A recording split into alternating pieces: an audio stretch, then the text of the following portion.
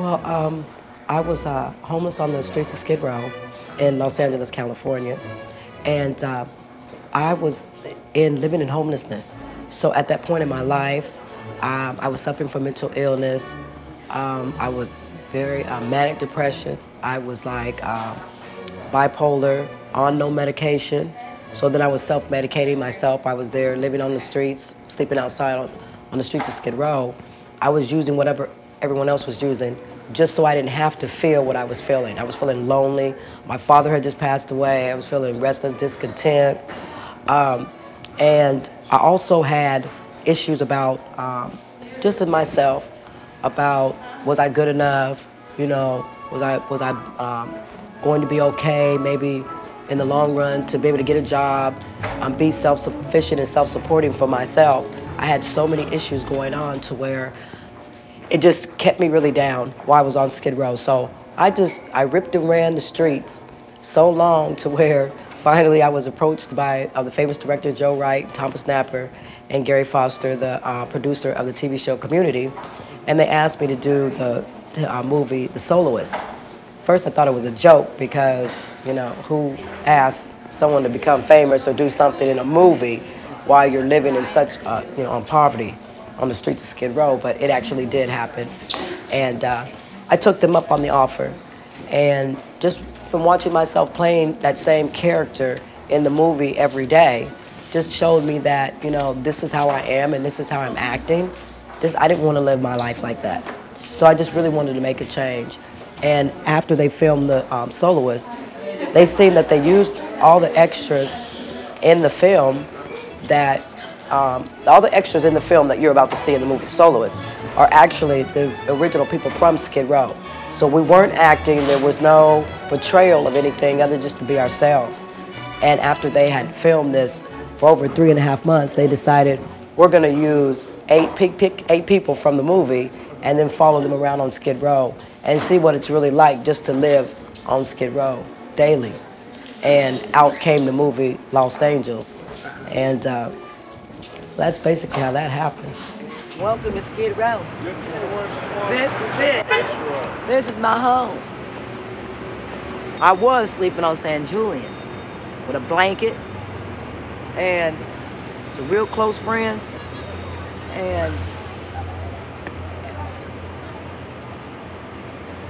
sometimes I still go outside and sleep because it's comfortable. It's comfortable. Sometimes when I'm inside, it reminds me of why the hell I left. After watching that movie and then going to the screenings and you're seeing yourself living like this, you're flabbergasted. Because I could not believe that this was me, you know, acting like this.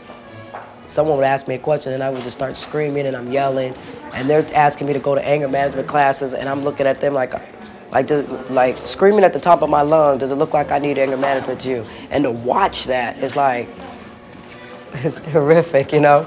So I just didn't want to be like that anymore. I wanted to change my life. And then when they followed us around and we filmed the movie Los Angeles, after it was finished and then they started promoting the film, once again, I got to see myself in addiction, coming out of it, and then in the end, asking myself, where do I see myself? And it was a question that the director asked me at the end of the film. And I remember that day, I really didn't want to talk to him at all. He says, I just want to get your opinion on something. And when he asked me, I remember standing there that day, and I just felt a change come over me. It just really did not seem like the same person that, you know, started at the beginning of Los Angeles to where I am now. I actually didn't want my life back that I had before. I wanted something different because I didn't want to repeat that life again.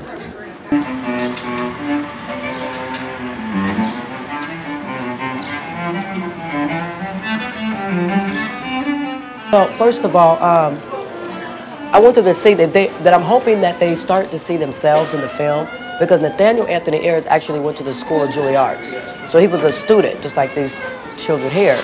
And he was someone that was productive. So this could happen to anyone that's here. This could be happening to them. Hearing voices, not feeling as though they fit in, having some sense of homelessness, whether it's using or whether it's feeling like they're not great enough, or having housing issues, whatever the case may be. Some people may find themselves in that same situation, another Nathaniel Anthony Ayers. And then they may find themselves another Detroit, someone like me. They may know someone that's like me.